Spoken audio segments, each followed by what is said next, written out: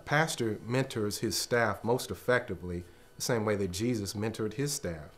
What did Jesus do? Well, first of all, he spent a lot of time with these men that were going to carry on his work and those that were going to be partners with him. So he spent time with them eating, spent time with them playing, spent time with them working, spent time with them worshiping and praying.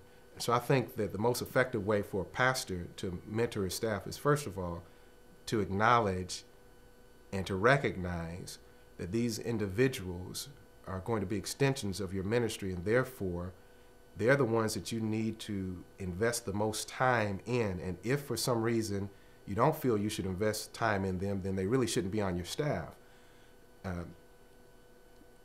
The concept in spending time as well, I believe that Jesus' model would suggest that there ought to be planned times of instruction, because there are several times the Bible says Jesus sat down with his disciples and he began to teach them, saying.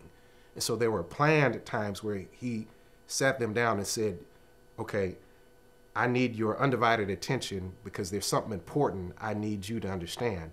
But then there were a whole lot of informal times where they would just be walking, and perhaps they'd walk by a field and he said, consider the lilies, or they would be fishing and he would say, you know what, I'm going to make you fishers of men. There were times, unplanned times, where he would seize the moment and make those teachable moments. And so I think that a pastor has to develop the art and the science of mixing planned times of instruction, training, resourcing the staff, but at the same time recognizing that some of the most fruitful exchanges and transferences of knowledge, as well as the pastor's heart, will take place while we're sitting down eating, while we're walking to and from the church building, while we're doing hospital visitation, or maybe while we're playing.